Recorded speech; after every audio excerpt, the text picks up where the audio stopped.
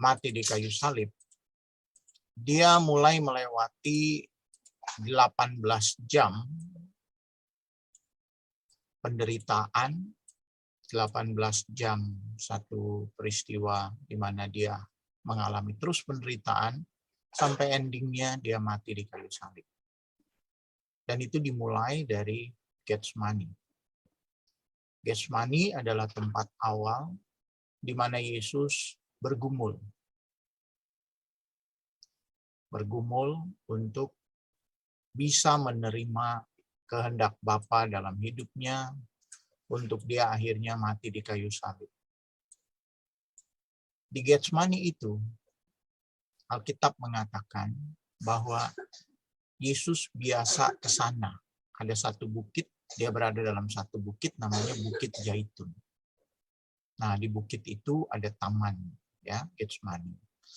Alkitab mengatakan kalau siang hari dia mengajar di bait Allah, dan malam hari dia biasanya bermalam di gunung yang bernama Bukit Zaitun. Sebetulnya kalau Anda perhatikan, kalau orang Israel menyebut gunung, sebetulnya itu bukit ya, nggak terlalu tinggi, nggak seperti di Indonesia ya. Tingginya itu ya lebih layak disebut bukit, bukan gunung. Karena cuma 1.200 meter gitu tingginya. Yesus seringkali menghabiskan waktu di sana. Dikatakan Lukas 22:39, Yesus pergi keluar kota dan sebagaimana biasa Alkitab berkata, sebagaimana biasa, ya, dia menuju Bukit Zaitun.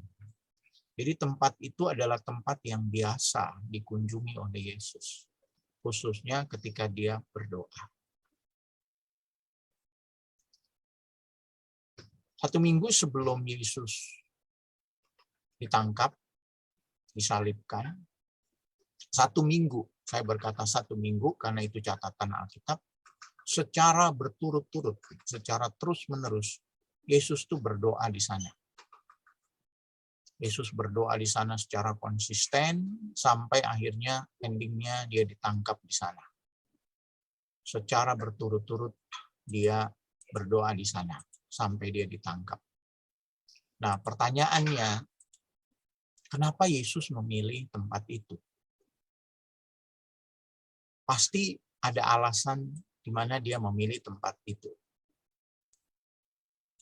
Kebetulan, Pastor, enggak. Saya enggak percaya Allah bekerja di bidang kebetulan. Ya. Allah mengerjakan sesuatu punya arti yang dalam. Cuma kita mungkin enggak mendapatkannya karena kita enggak menelitinya. Bahkan setiap perkataan Allah itu memiliki arti yang dalam ketika kita mulai merenungkannya, makin dalam, makin dalam, makin dalam, makin dalam. Yesus memilih Getsemani. Kenapa dia memilih itu?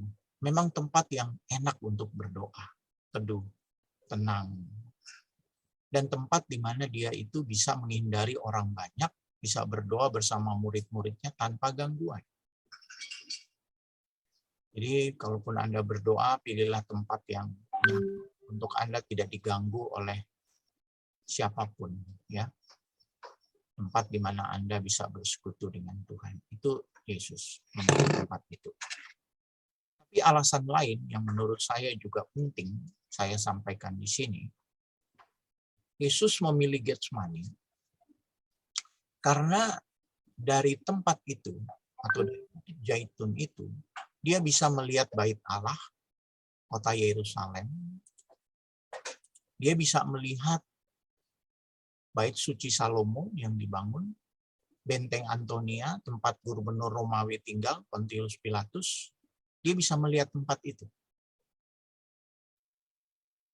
Jadi, saya percaya ya, Yesus berdoa syafaat untuk kota-kota itu, orang-orang di sana.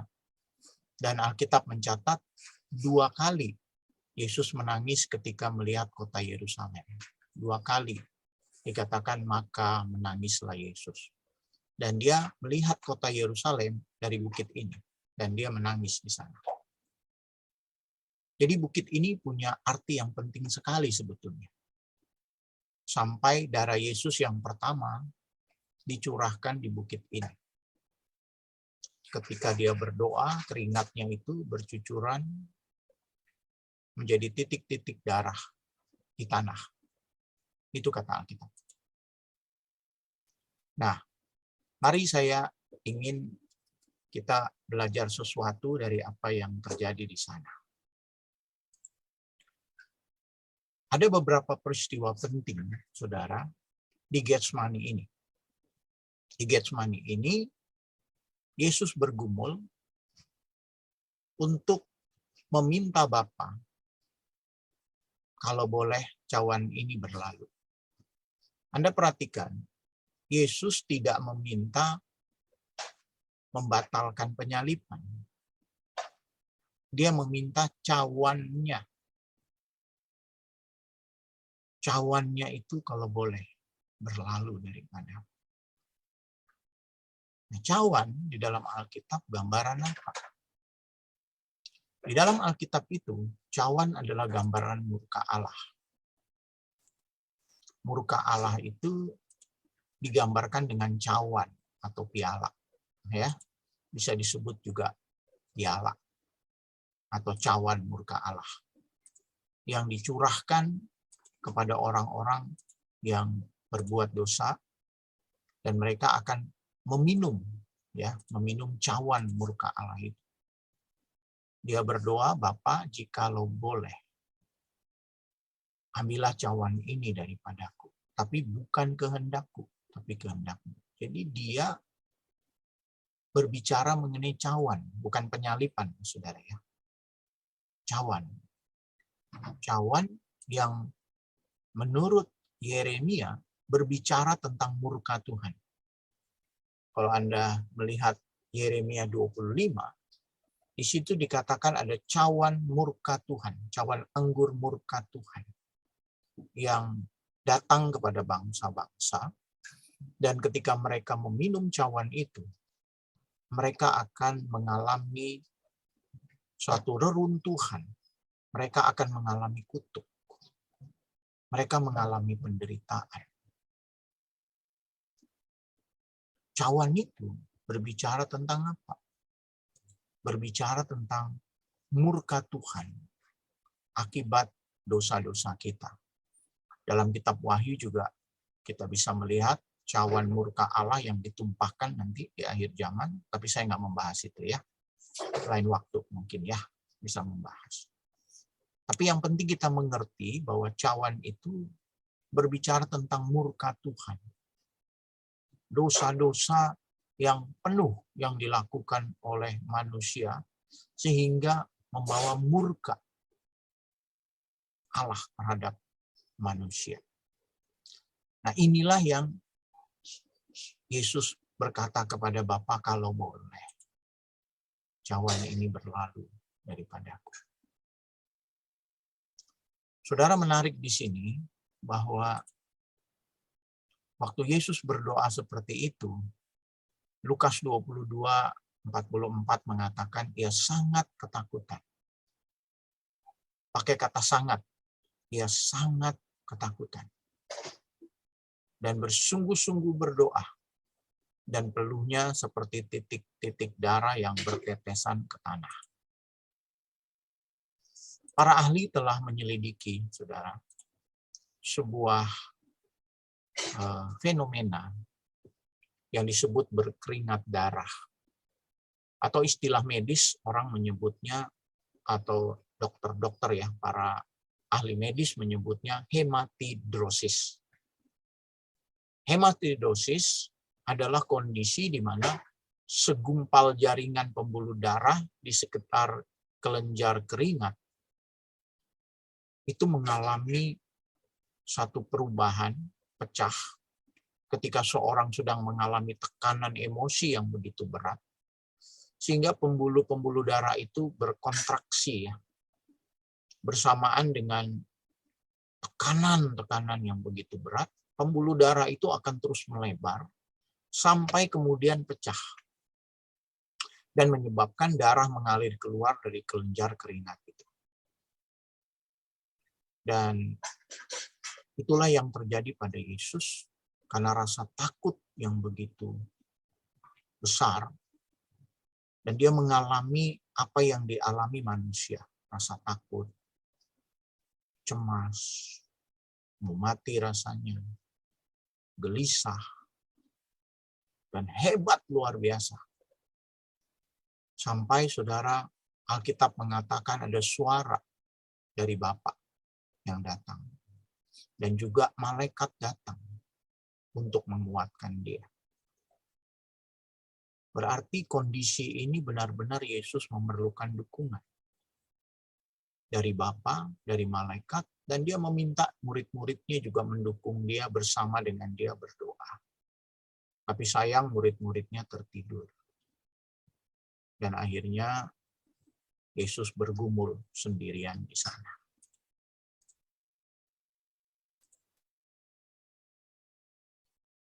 Cawan yang Yesus minum itu, saudara, adalah cawan dari murka Allah yang mengakibatkan dosa yang terjadi karena dosa-dosa. Rasa benci, kemarahan, frustasi, semua yang dialami manusia. Rasa takut.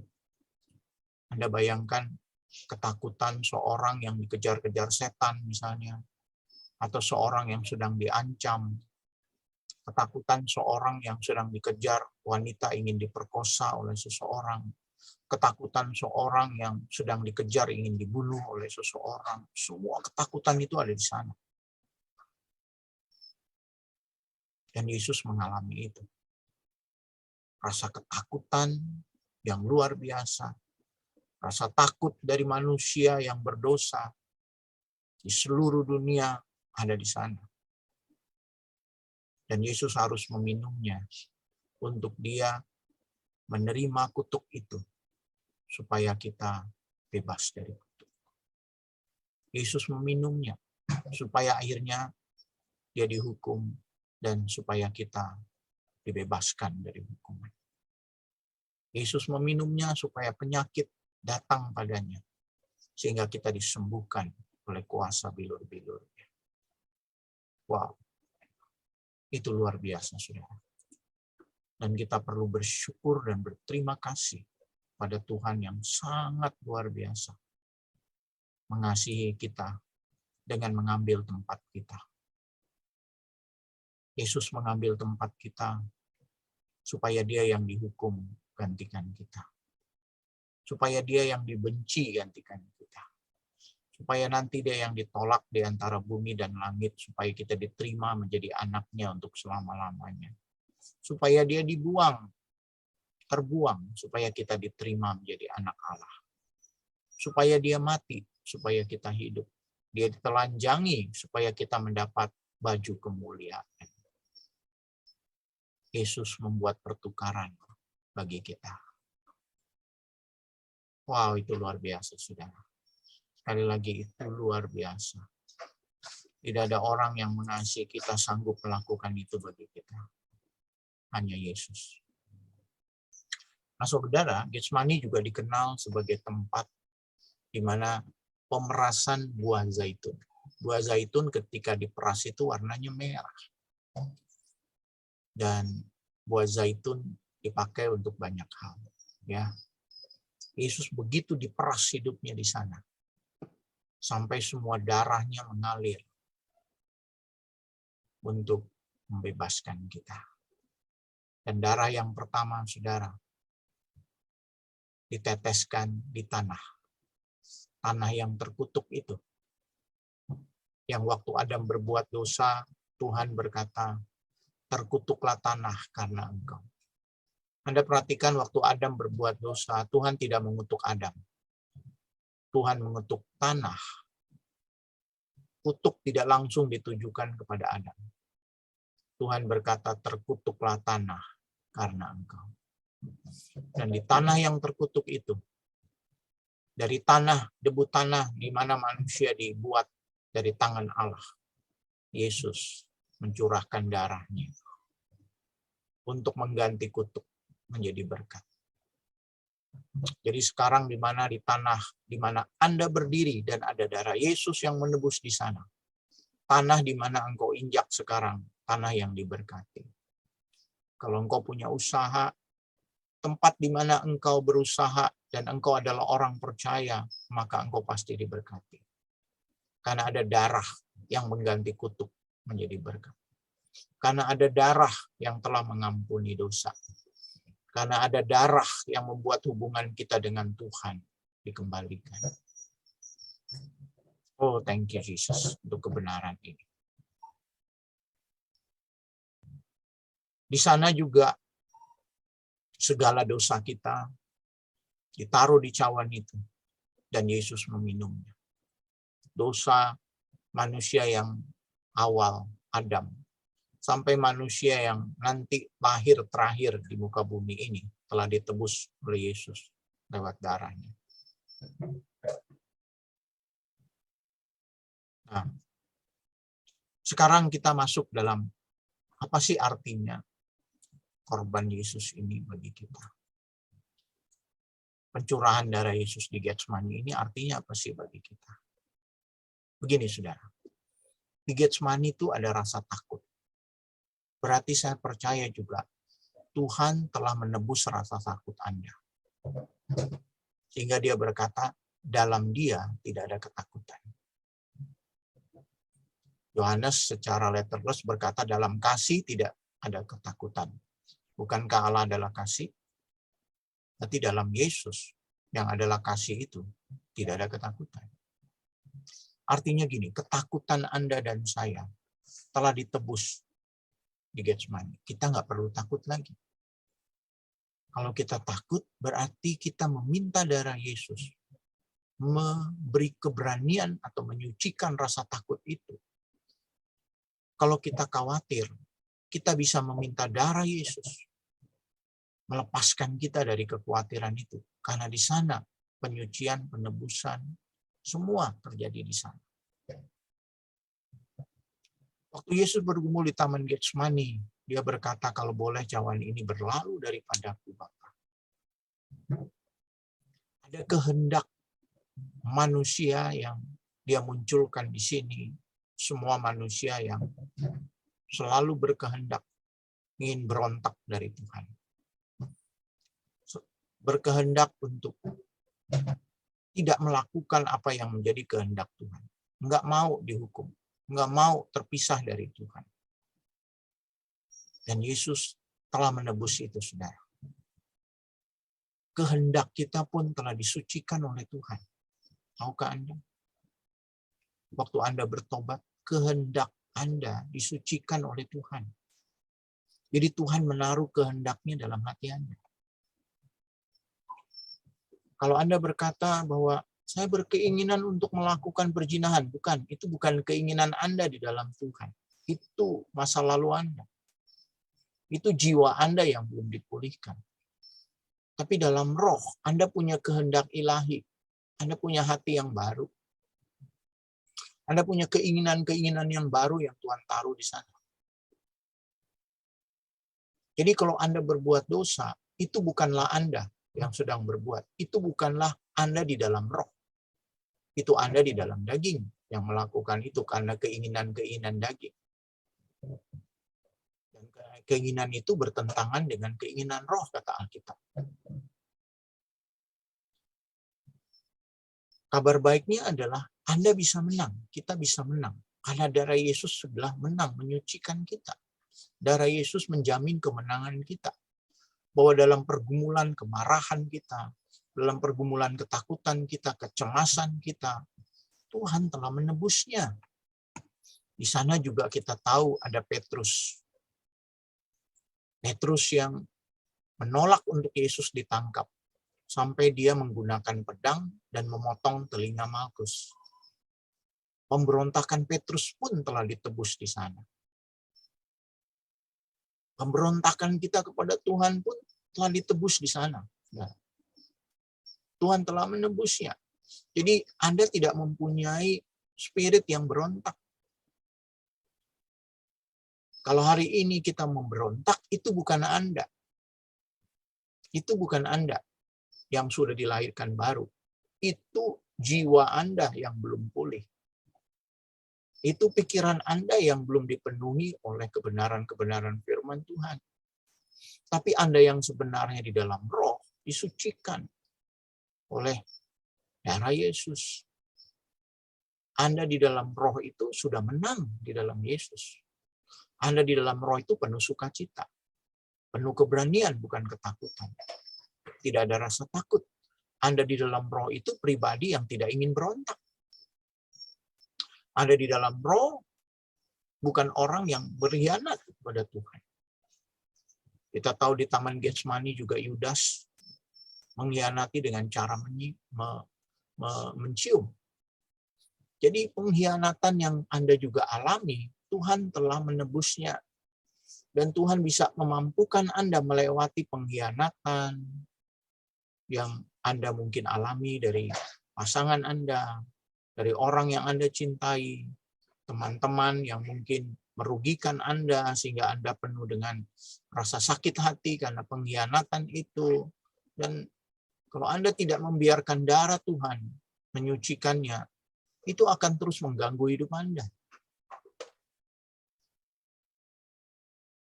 Ini yang penting yang saya ingin sampaikan pada Anda. Di Getsemani itu, saudaraku, Bapak Ibu terkasih, Yesus harus menerima cawan. Cawan dosa, cawan ketakutan, semua hal yang ada di sana. Cawan murka Allah. Dia harus mengambilnya. Dan kita harus menyerahkannya. Allah tidak akan mengambil cawan itu dari Anda. Anda yang harus menyerahkannya kepada Tuhan. Rasa sakit Anda, pemberontakan Anda, kepahitan, rasa disakiti, ketakutan, kecemasan. Kalau boleh ada dalam sebuah cawan, cawan itu harus diserahkan kepada Tuhan. Biar Yesus yang mengambilnya. Anda harus membiarkan cawan itu diserahkan kepada Tuhan. Karena kalau Anda tidak menyerahkan, Tuhan tidak akan mengambilnya. Dia berkata, marilah kepadaku, mereka yang berletih lesu, berbeban berat. Saya percaya Yesus mati untuk semua orang. Tapi nggak semua orang mengambil karya Yesus itu. Nggak semua orang percaya. Karena Alkitab berkata Allah berkehendak semua orang diselamatkan. Tapi nggak semua orang bisa diselamatkan karena mereka masih memegang cawan mereka. Mereka tidak menyerahkannya kepada Tuhan.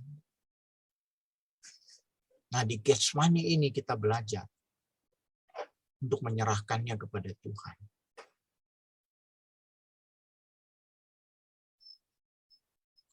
Darah itu lambang kehidupan, saudara.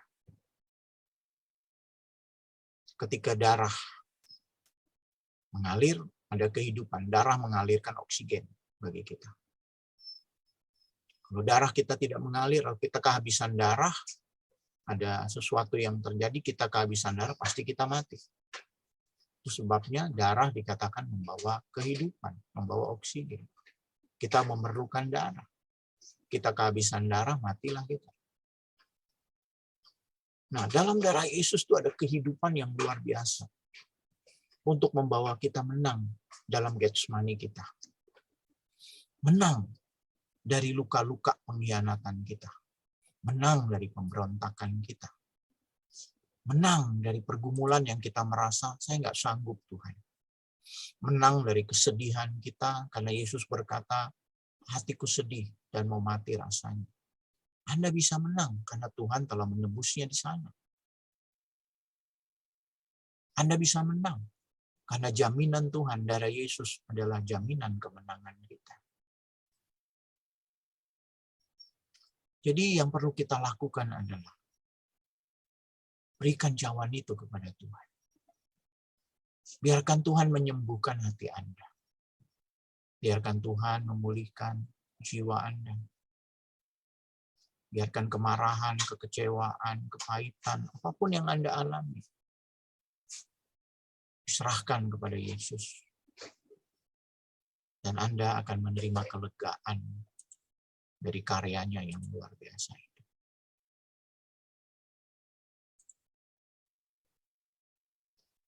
Manusia yang tanpa dosa dijadikan berdosa, kata Alkitab. Dia yang tidak berdosa dijadikan berdosa. Cawan dosa yang membuat Yesus harus terpisah dari Bapanya diambil supaya kita jangan terpisah dari Bapanya.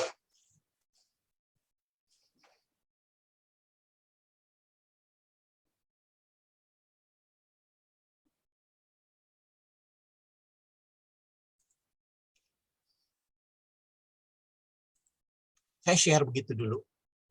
Banyak hal yang nanti kita bisa diskusikan.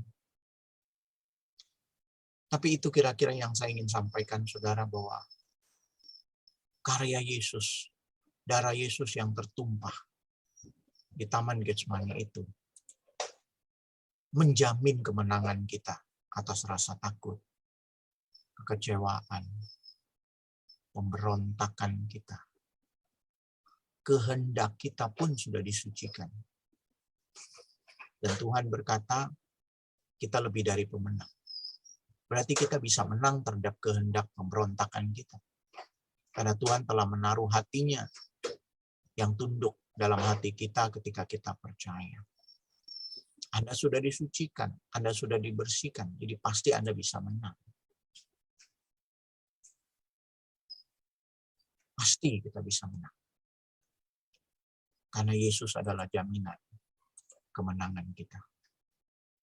Dan Wahyu mengatakan, iblis dikalahkan oleh darah anak domba dan kesaksian kita. Darah anak domba adalah jaminan kemenangan kita. Darah anak domba adalah jaminan kita pasti menang menghadapi rasa takut, pemberontakan, kekecewaan, pengkhianatan, apapun perasaan-perasaan dalam jiwa Anda akan menang. Dan Anda bisa melewatinya bersama dengan Tuhan. Bapa, Engkau mengenal sesuatu yang terjadi bagi kami yang ada di sini. Engkau mengenal kami apa adanya. Segala perbuatan, keinginan, perasaan-perasaan yang ada dalam hati kami. Ketakutan, kegelisahan, kemarahan, pemberontakan. Kami tahu Tuhan, bahwa Engkau mengerti. Dan hari ini kami membiarkan darah-Mu menyucikannya, terus mengalir. Membersihkan jiwa kami. Engkau berkata, Engkau menyegarkan jiwa kami. Biar darah-Mu mengalir Tuhan, menyegarkan jiwa kami. Lingkupi kami dengan kuasa-Mu.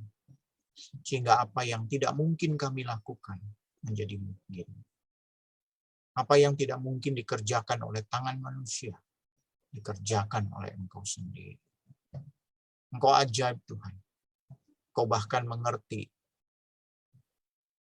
jumlah rambut di kepala kami. Engkau mengetahui apa yang terjadi dalam hidup kami. Ajar kami Tuhan menjadi seperti Yesus.